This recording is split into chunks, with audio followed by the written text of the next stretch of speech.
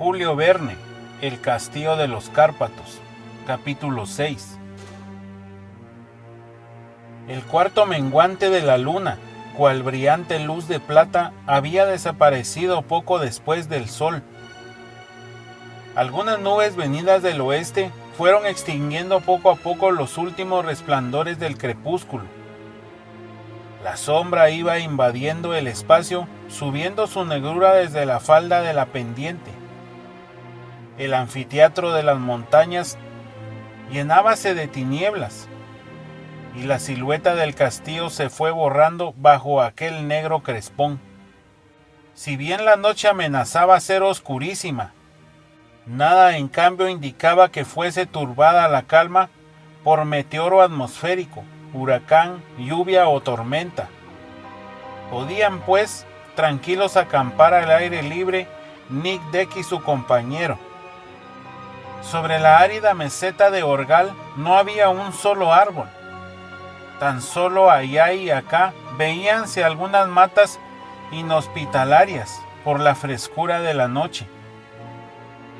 Ahí todo era rocas, unas medio hundidas, otras en tan difícil equilibrio que un pequeño impulso hubiese sido bastante para hacerlas rodar por la vertiente hasta los abetos.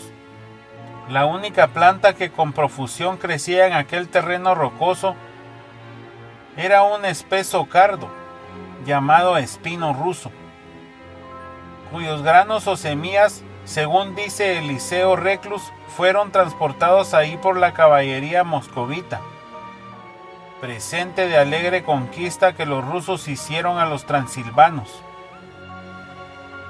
Trataron los dos compañeros de buscar un sitio a propósito para pasar la noche resguardados del descenso de la temperatura muy notable en aquella altura. Para estar mal, cualquier sitio es bueno, murmuró el doctor.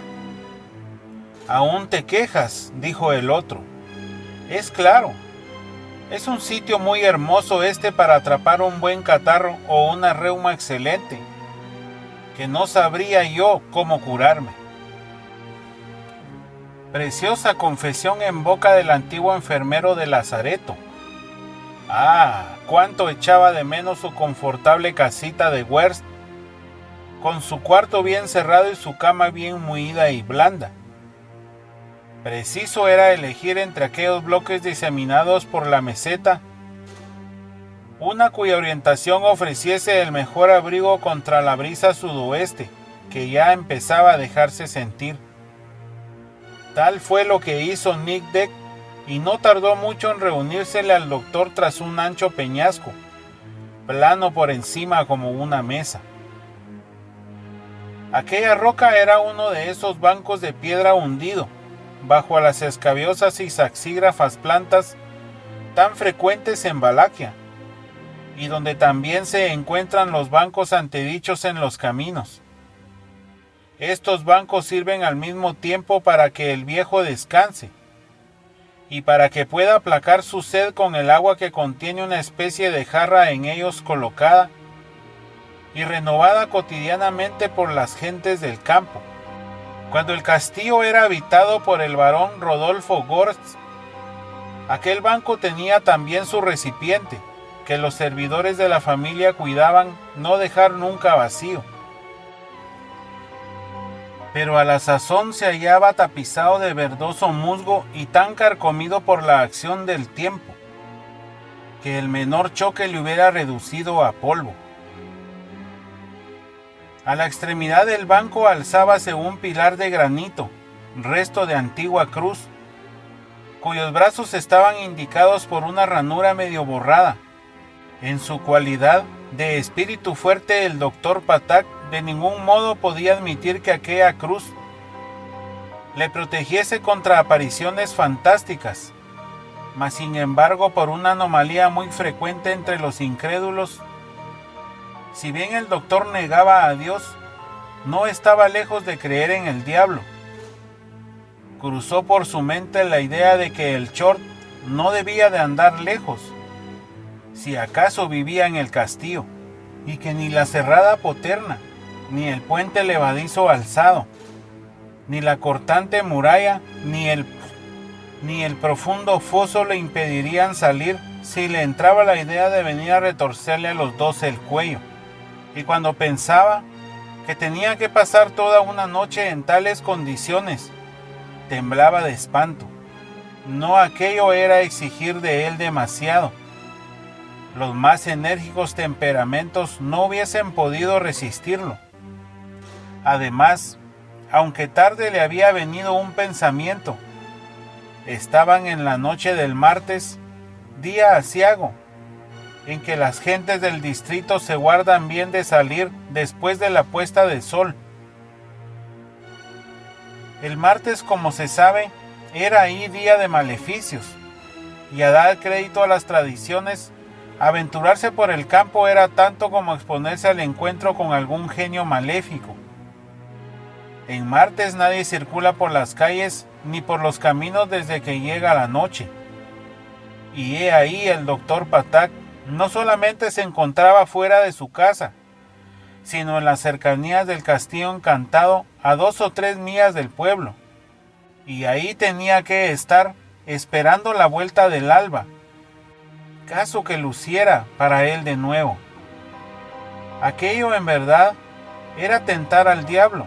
Estaba el doctor engolfado en esas ideas, en tanto que el guardabosques sacaba tranquilamente de su alforja un trozo de carne, después de haberse echado un buen trago de su calabaza.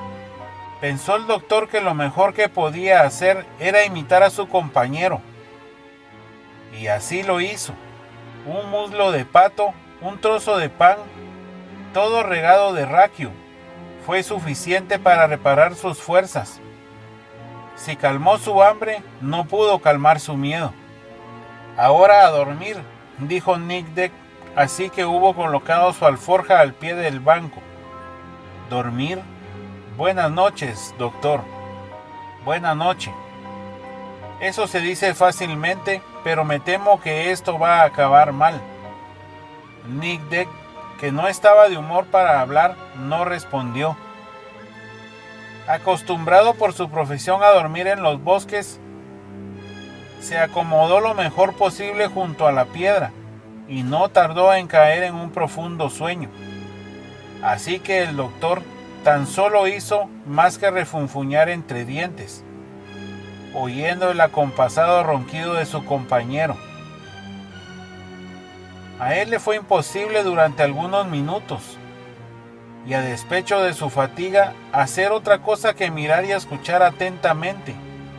Su cerebro era víctima de esas extravagantes visiones que surgen de la turbación del insomnio.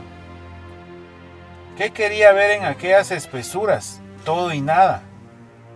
Las indecisas formas de los objetos que le rodeaban, los jirones de nubes que atravesaban el cielo y la masa apenas perceptible del castillo. Parecíale que las rocas de la meseta bailaban infernal zarabanda. Si bien iban a caer, iban a rodar todas sobre lo largo del talud. Sobre los dos imprudentes, iban a aplastarles a la puerta de aquella fortaleza cuya entrada les estaba prohibida. El desgraciado doctor se había levantado y escuchaba esos ruidos que se propagan en las alturas. Murmullos inquietantes, mezcla del susurro, del gemido y del suspiro. Oía también los frenéticos golpes que sobre las rocas daban los murciélagos con sus alas. Los endriagos revoloteando en su nocturno paseo, 2 o 3 parejas de esos fúnebres búhos, cuyo graznido resonaba como una queja.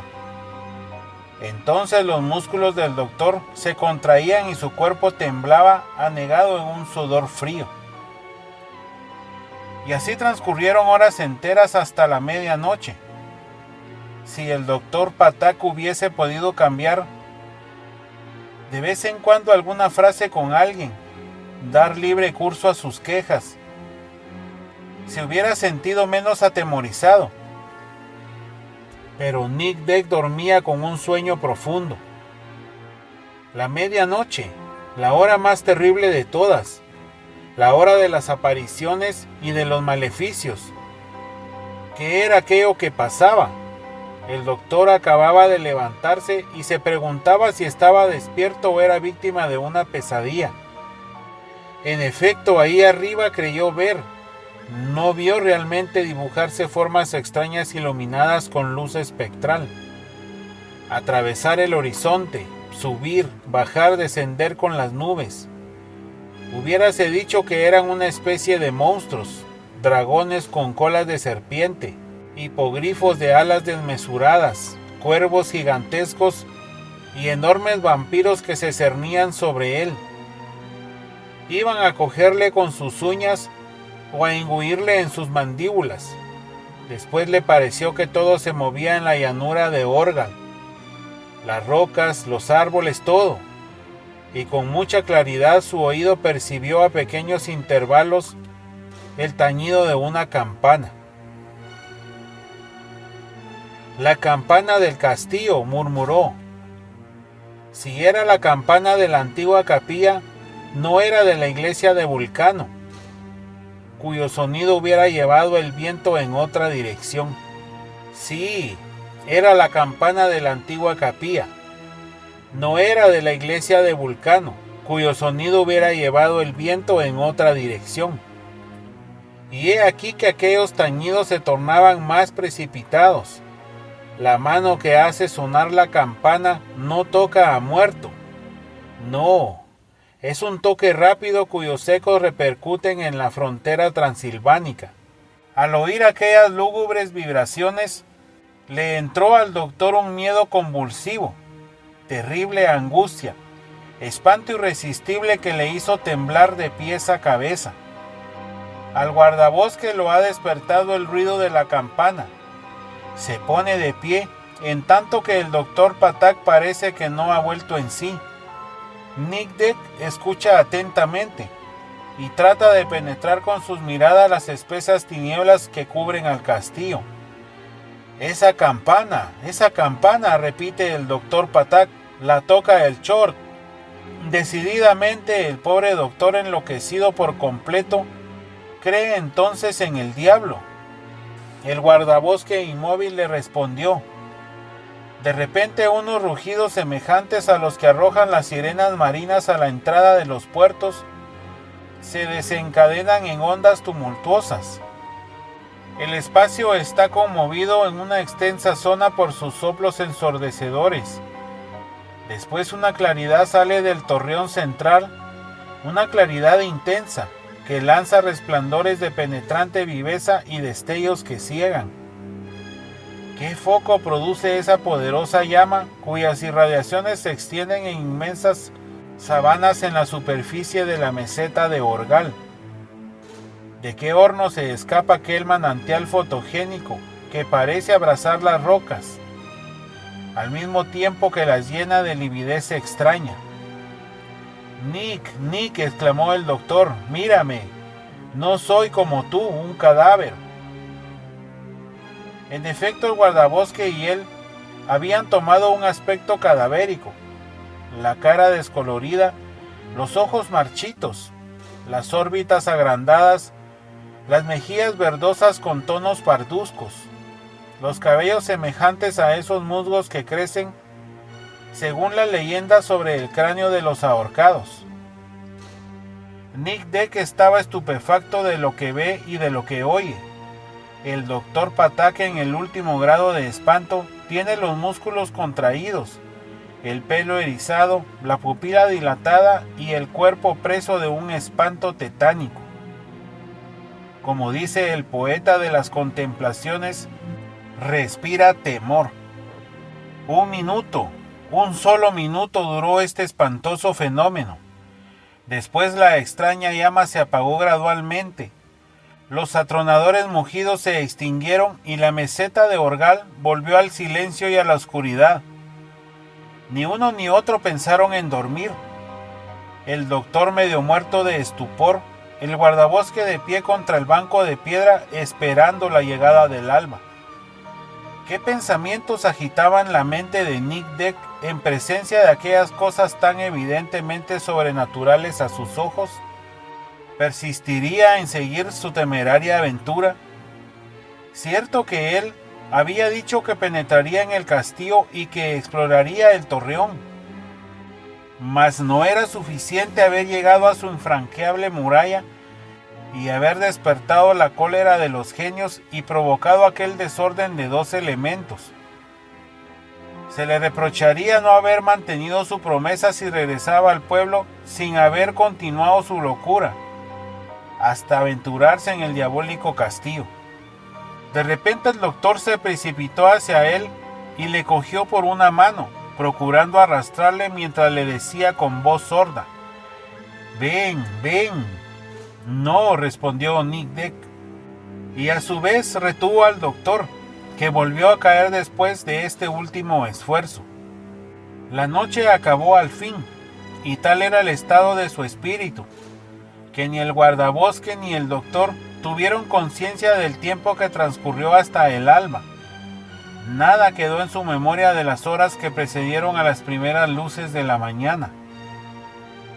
En este instante una línea rosácea se dibujó sobre lo ancho de Parin hacia el este y al otro lado del valle de los del Sils. Ligeras brumas crepusculares se esparcieron en el cenit, sobre un cielo rayado como una piel de cabra. Nic Deck se volvió hacia el castillo y vio que las formas de éste se destacaban poco a poco. Vio el torreón saliendo sobre las altas brumas que descendían hacia la garganta de Vulcano. Vio la capilla, las galerías, la muralla elevándose sobre los vapores nocturnos. Después sobre el baluarte anguloso recostarse el haya, cuyas hojas se agitaban a la brisa del levante. En nada había cambiado el aspecto ordinario del castillo. La campana estaba tan inmóvil como la vieja veleta feudal. No salía humo alguno de la chimenea del torreón, cuyas ventanas alambradas permanecían herméticamente cerradas. Por encima de la plataforma y en altas zonas del cielo, algunos pájaros revoloteaban arrojando sus gritos agudos. Nic Deck volvió los ojos hacia la entrada principal del castillo.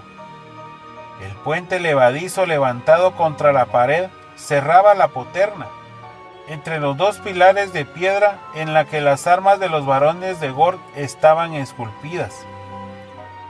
El guardabosques estaba pues decidido a llevar a lo último la aventura de la expedición, si bien su resolución no se había entibiado con los sucesos de la noche.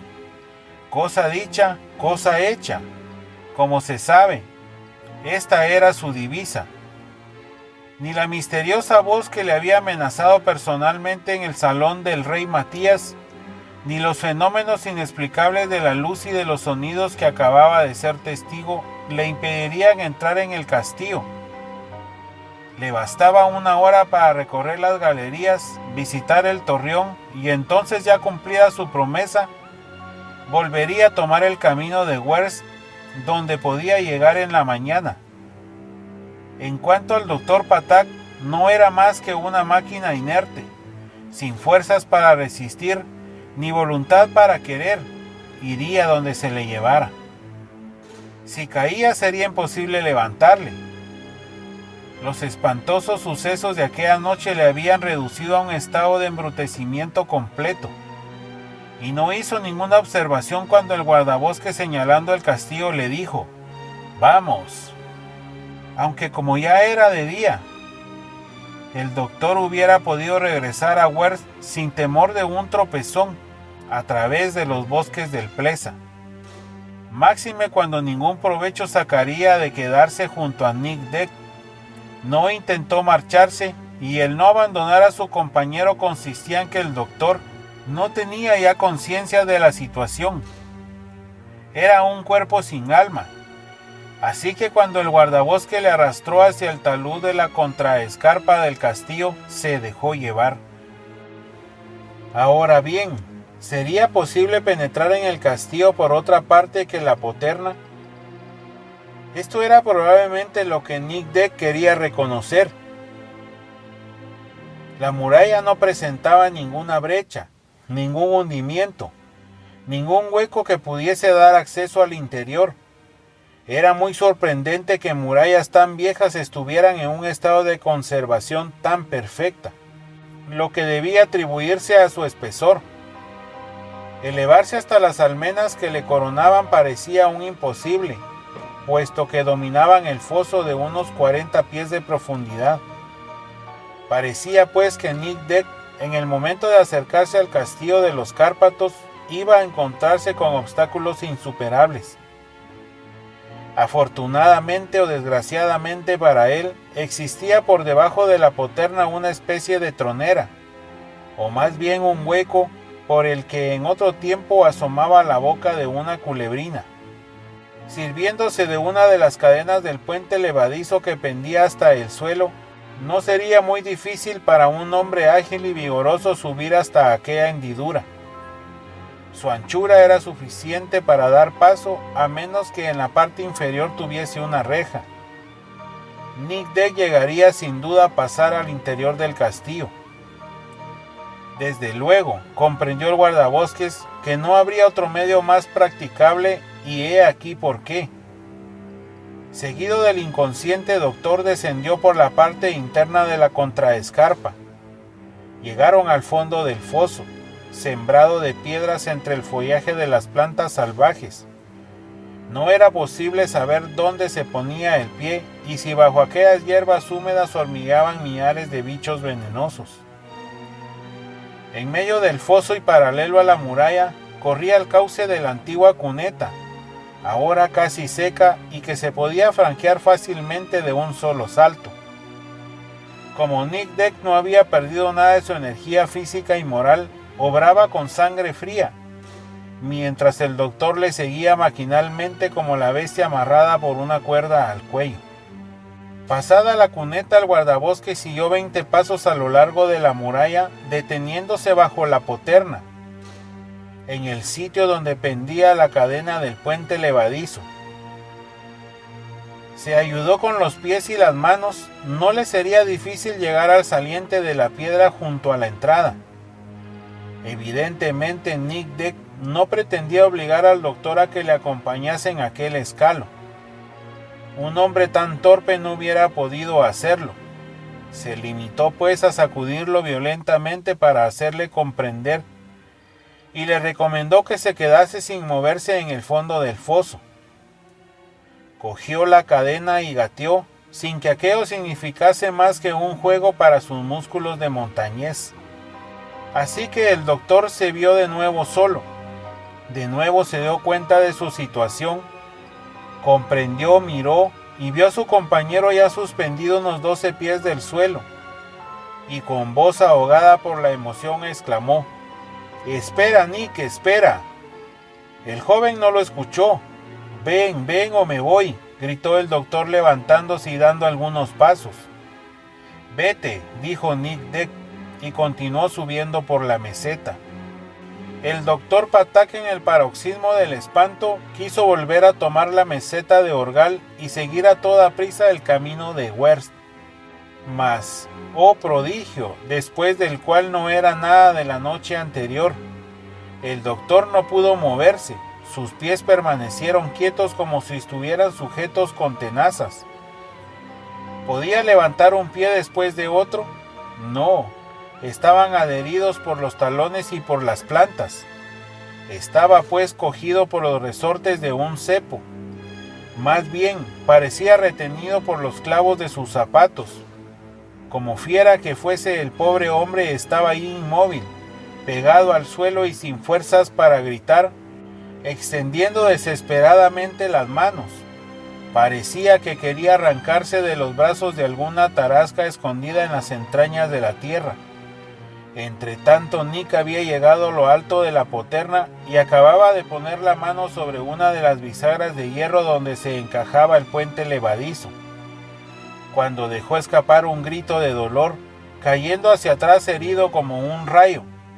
Se deslizó a lo largo de la cadena a la que había cogido por instinto y rodó al fondo del foso. «Bien», decía la voz, «que me sucedería alguna desgracia», murmuró, y perdió el conocimiento. Gracias por escuchar.